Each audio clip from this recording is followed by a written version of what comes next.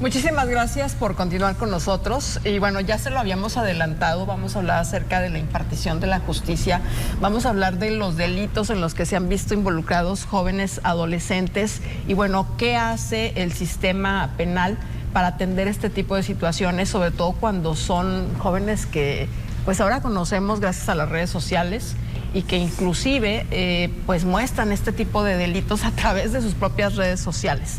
Hoy nos da mucho gusto recibir en este espacio para hablar acerca de todos estos temas a nuestra colaboradora de casa, Verónica Rocha. ¿Cómo estás, Verónica? Gracias, un gusto, un placer. Por estar con nosotros. Gracias. Lenia Prado, procuradora de las niñas, los niños y los adolescentes en Gómez Palacio. Lenia, bienvenida. Gracias. Gusto, gracias. Héctor de la Cruz es juez del sistema acusatorio y oral en materia penal. Un gusto, gracias. Bienvenido. Gracias. Y Jesús Alvarado, juez de primera instancia en Durango. Bienvenido. Muchas gracias por la invitación. En la mesa poníamos, bueno, Verónica pues es una persona muy relacionada con los temas de derechos humanos. Ponemos sobre la mesa el manejo que de pronto tiene el sistema de justicia en nuestro país en torno a los adolescentes y los adultos. Es decir, nos hemos enterado de delitos verdaderamente atroces cometidos por jóvenes adolescentes y que no se les da un trato adecuado, sin caer en ningún tipo de interpretación. Pienso de pronto que no está adecuado el sistema de justicia de nuestro país para atender esta clase de delitos de acuerdo al tema etario en nuestra sociedad. Licenciado. Es un tema muy delicado y la verdad es cuando se dan estos casos de magnitudes o de mucha exposición, pues la primera reacción es que el sistema, el derecho no reacciona de forma adecuada. Pero nuestra respuesta o la respuesta del derecho no nada más es para cumplir con los derechos de los adolescentes. Los adolescentes se encuentran en un grupo históricamente desaventajado porque les exigimos mucho, pero todavía no tienen las herramientas. Todavía psicológicamente, neurológicamente, todavía no tienen la capacidad para enfrentar ese tipo de situaciones. Y entonces queremos hacer leña del árbol caído y decir, bueno, pues sí hay que tratar, sí hay que cuidar a los niños, sí hay que cuidar a las adolescencias, pero hay que ser especialmente ejemplares en este caso en particular.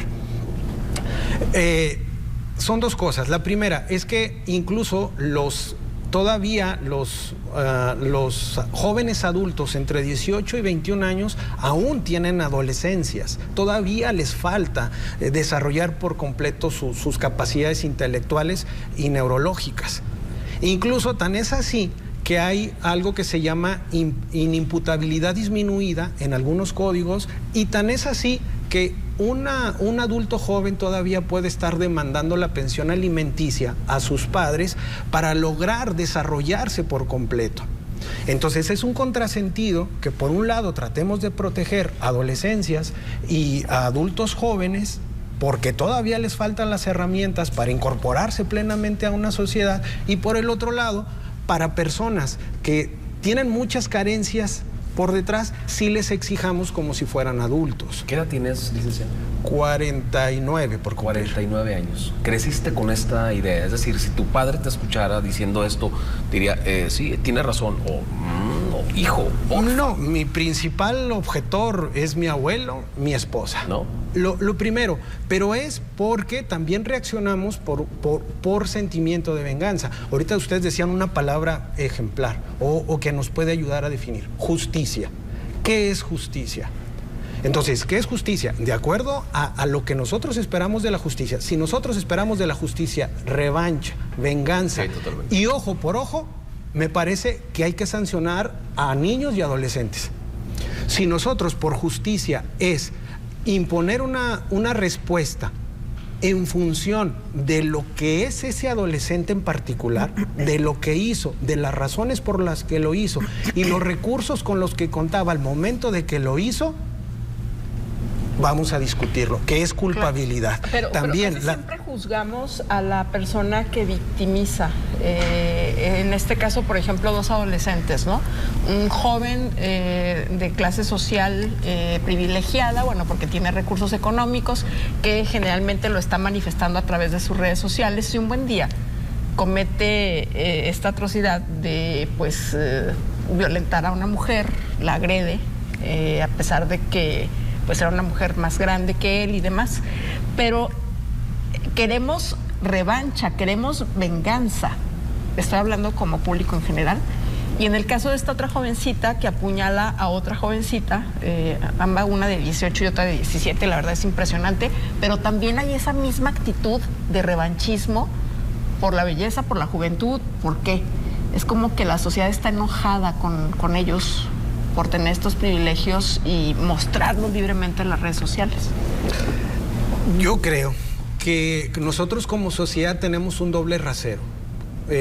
Yo creo que cuando vemos el problema y estamos viendo toda la problemática que tiene la adolescencia en cuanto a falta de acompañamiento, en cuanto a falta de apoyos en todos los sentidos, de muchas formas de violencia que está viviendo y no haya cómo desahogar, porque tenemos que reconocer que somos una sociedad violenta y que permitimos que nuestros hijos y nuestros adolescentes vivan en un ámbito de violencia, y eso lo negamos y lo ponemos abajo de la alfombra. Pero cuando toda esa violencia fluye, entonces con esa persona lo utilizamos de chivo expiatorio. Entonces, hablan de influencers. Hay una canción que está en todos los TikToks que habla de un cantante que está hablando de que se va a ir, pero se van a ir muertos. Que primero se va a ir ese que le arrebató lo más preciado. Y la escuchamos con una naturalidad. Y la entonamos y la repetimos y qué bonita canción.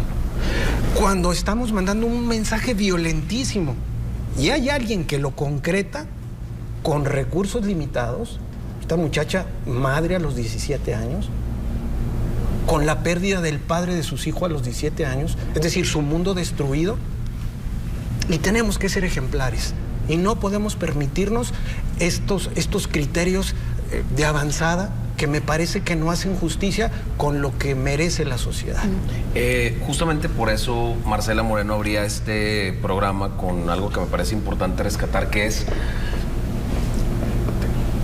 ella y yo, ella, Verónica, y yo, la sociedad en general, pues podemos opinar, pero son justamente ustedes quienes están al frente de estos órganos de justicia los que pueden determinar qué procede y qué no, de acuerdo a su experiencia. Entre paréntesis, por eso ellos estudiaron Derecho y tienen tantos años y son jueces, porque saben. Y lo que viene el 1 de junio, vamos a ponernos todos aquí. Además. Licenciado. Bien, abonando a la pregunta detonante que hiciste al inicio, Ángel, en cuanto a por qué un trato, por así llamarlo, distinto a una persona en desarrollo, un adolescente a un adulto, esto tiene un origen histórico. Había una figura anteriormente que era que el Estado asumía un rol de padre, como si fuera padre de familia. Se consideraba al niño, niña o adolescente, pero se le consideraba como una especie de objeto, entraba dentro de un régimen de excepción. Es decir, se le podía establecer que si era sujeto o se había inmiscuido una conducta tipificada penalmente como un delito, podía ser objeto de un proceso penal, ser detenido, inclusive ser acusado, llamémosle así, sin saber quién lo acusara, y la prisión preventiva o la detención procedía en todo momento. Entonces, desde aquellos albores históricos, transitamos a un sistema más garantista. A partir, no de 2011, sino Define garantista, licenciado. En donde ya el adolescente, la persona en desarrollo, que es el concepto más adecuado para hablarlo, es sujeto de derechos. El sujeto no se le ve como un objeto. Es decir, tiene derecho a ser informado de todo lo que suceda en una investigación, en un juicio. Tiene derecho a participar activamente dentro de un juicio, dentro de un proceso. Y finalmente hay que ponderar algo muy importante, que es interés superior de niño, niña y adolescente, y un principio también que se llama principio de autonomía progresiva. Entre más edad tenga el adolescente, más importante se vuelve su opinión, se vuelve importante. Entonces, el Estado, bajo esa visión garantista, ya no verlo como un objeto, sino como un sujeto. Sujeto de derecho. Es por eso que se crea y se diseña un sistema de justicia penal para adolescentes que entró en vigor en el año 2016. Hay una ley específica que trata sobre el desarrollo de un proceso seguido a un adolescente, y esta ley específica, que es una ley general de una legislación única, por así decirlo, contiene ciertas características distintas al de un proceso penal, o cómo puede matizarse un proceso penal a un adolescente distinto al de un adulto. O sea, no son las mismas reglas, ¿sí? Por eso digo que es garantista el sistema. Sobre todo, es pedagógico, porque no enfrenta al adolescente, no tiene como finalidad, y esto a lo mejor se puede escuchar muy, muy rudo, que el adolescente esté detenido, sino enfrentarlo a la reflexión mediante un debido proceso, mediante un juicio, y que además se logre no solamente una reinserción social, sino una reinserción social, familiar y comunitaria. ¿Sí? Ponemos un ejemplo muy importante y muy claro es Fofo Márquez agrede de una manera increíble y brutal a una mujer. Marian le da 15 puñaladas a Valentina. Al Fofo Márquez le dan 17 años y 6 meses. Y a Marian saquen las manos todos porque no sabemos. Es decir, es una papa caliente. Porque si la juzgas, eres misógino y machista. Y si no aplicas la ley con el Fofo Márquez, pues eres un retrógrada. Es decir, están ustedes sujetos a un constante escrutinio y candidatos a ser escarnio social, ¿no, licenciado? Y no van a convencer a nadie, ¿eh? O sea, desde antemano se los digo, seguramente habrá gente que esté a favor y gente que esté en contra, pero me parece que eso es lo de menos, ¿no? El dato es, estamos actuando conforme a la justicia, conforme al sistema, conforme a lo que usted comenta. ¿Somos garantistas o no? Pero es que también tiene mucho que ver la información con la difusión que tenga la gente, porque hay un fenómeno que se llama justicia paralela, en donde efectivamente se crea una distorsión de lo que es el problema y pues se tiene otra situación en mente. Por eso hay desconocimiento del sistema de adolescentes, porque se piensa, se cree que todo es con cárcel, que va a haber que la pena tiene que ser máxima, que tiene que ser juzgado como un adulto, y desde luego no se es ajeno la realidad social. Hay circunstancias que quizá se tenga que ponderar al análisis de un caso. Cada situación en particular es distinta. Claro. No podemos señalar que la situación de la chica esta que se vio envuelta en este hecho de sangre o la del Fofo Márquez es similar a otro. Todos los casos tienen particularidades específicas. Pero los estamos metiendo en el mismo rasero, Verónica. Sí, fíjate que Bueno, en las redes sociales.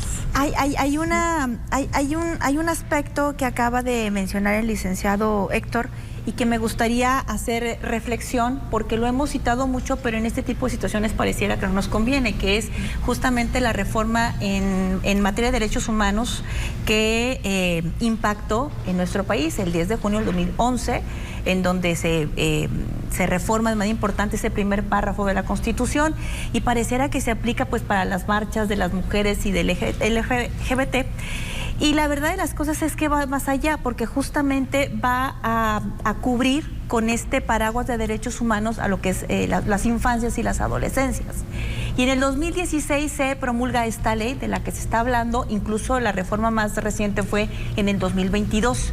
Y justamente es para poderle dar este poder a las infancias y las adolescencias que sean sujeto de derechos, que puedan también ellos hablar y decidir por ellos desde su entorno y desde este proceso de crecimiento en el que están.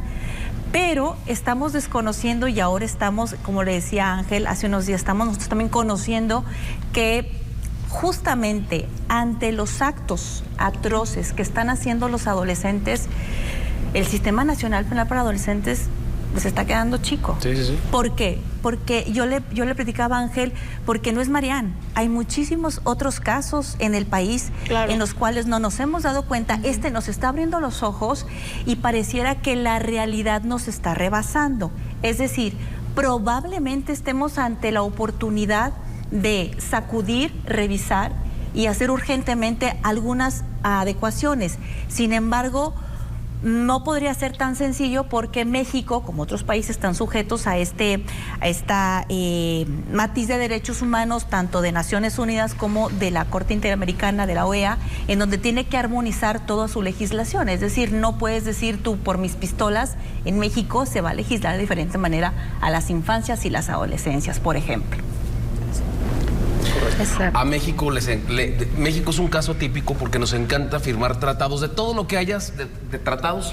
Firmamos tratados de todo, comerciales, de derechos humanos, de lo que sea, de seguridad, de lo que sea nos encanta firmar, aunque no tengamos ni la más remota idea en dónde estamos parados. ¿Qué papel jugamos los papás en todo esto? Porque Verónica trae me saca al tema muy constantemente, el tema de las cholas del... B13 de las pandilleras. Es decir, una chiquita, una niña, va y le pone una cachetada a otra que está sentada, y la mamá esperándola ahí en la esquina. Sí, lo que pasa es que, bueno, juzgamos a los adolescentes y son el resultado, pues, de los adultos, ¿no? De nuestro desempeño como padres. Claro. De nuestro desempeño también, de nuestra responsabilidad como sociedad, porque son los papás, son los vecinos, es la escuela, es el internet, son las redes. Entonces, hay ahorita, como decía el doctor, una cultura de violencia generalizada, no nomás en México. Entonces, pues replican, ¿verdad? Y también ahorita eso me hace popular. O sea, los chicos no están formados todavía, su mente todavía no es madura. Y aparte, las redes pues les aplauden, ¿sí? O sea, vemos videos donde se graban, donde están agrediendo. Sí, claro. Y son retos son populares que se ponen, ¿no? en su área, ¿no? Porque no nada más es el hecho de agredir como tal, es decir, yo adolescente puedo ser violento como tal, pero súmale eso la desatención de los padres de familia, más las redes sociales. Vaya, son muchos factores que potencializan esa condición de violencia como tal, ¿no? El consumo, el aumento en el consumo de estupefacientes también nos perjudica mucho como sociedad. O sea, no es lo mismo un padre, pues, que aunque va y trabaja y se ausenta mucho, porque también las jornadas del trabajo hacen que descuidemos a nuestros hijos, pero pues es un mal necesario, ¿verdad? Pero sin embargo el consumo, ahí sí, pues no hay justificación. Entonces, le doy prioridad al consumo de alcohol, al consumo de metafetaminas y anfetaminas, pues que ha aumentado en todo el país, ¿verdad? Entonces, y los chicos se acostumbran también, o sea, normalizan la cuestión del consumo en sus domicilios. Entonces, de pronto, el pedirles madurez, el pedirles cordura, es bien complicado porque son entornos muy difíciles de los que vienen y son el resultado. Por ejemplo, los chicos de los que hablábamos ahorita, que a lo mejor tienen un entorno más privilegiado económicamente, pues sí hay que meterse a checar bien los casos, ¿no? A nosotros sí nos pasa a veces de que llegan los papás y es que se porta mal, sí, es que se porta mal, ya no sé qué hacer con él, lo puedo dejar aquí, o sea, a veces a ese grado, ¿no? Claro. Entonces dice uno, a ver, pero ¿por qué se está portando mal? Porque y cosas graves, ¿no? ¿Por qué hace esto en la escuela? ¿Por qué hace esto en la casa? ¿Por qué hace esto en redes? Y nos metemos a checar investigación, peritajes psicológicos. Y dice, ay, señora, la tengo que checar a usted también, ¿verdad? Usted va por delante, ¿no? Es que claro, por delante, por claro. ¿De quién aprendes? Perdón, de hecho yo quería aprovechar justamente esta responsabilidad de la intervención de los papás, porque esta semana yo ponía en la mesa estos dos puntos, es decir, la necesidad o la urgencia de revisar este Sistema Nacional para Adolescentes respecto a la realidad que estamos pasando, y la segunda es poder hacer algo similar de lo que ya sucedió en Michigan en el 2021. Un joven, que lo platicábamos en radio, abre fuego en su salón, mata a 4, se van a la corte y la corte determina que a quien va a mandar a la cárcel es a los papás. Le da 15 años a la mamá y 10 al papá. ¿Por qué? Porque sabían del reto emocional y mental del chico y aparte le dieron la accesibilidad a un arma de fuego. Claro. Entonces, en este compromiso de crecimiento y desarrollo del que papá y mamá somos responsables, no tenemos empacho para que le dé rienda suelta y además darle esta facilidad de armas, pero que es el pan de cada día de Estados Unidos, y no se han dado cuenta. Lo decía Marcela Moreno, imagínate, digo que es el caso más visible, imagínate que tu hija esté en todos los medios de comunicación del país siendo señalada y papá y mamá o los familiares que hayan sido se presenten una semana después. Llegaron una semana después y la mujer ya estaba detenida. Sí, pues la omisión, ¿verdad? Enorme. Sí, totalmente. Entonces, aquí la reflexión, obviamente ellos son los que saben y a quienes tendríamos que aterrizar el tema, pero con estos destellos bueno, o renovamos o más bien reformamos este sistema actual que tenemos que parece que no nos alcanza, que está dicho que no es punitivo, que es socioeducativo, perfecto, pero para 15 puñaladas a una chica, pero, es en donde dices tú, ¿me alcanza o no me alcanza? Creo que ¿por qué no nos entienden o por qué pareciera que los abogados hablamos en un idioma leguleyo? Lo que nosotros aquí estamos tratando de decir, o lo que subyace en nuestra idea, es que la respuesta del derecho penal tiene que ser predecible.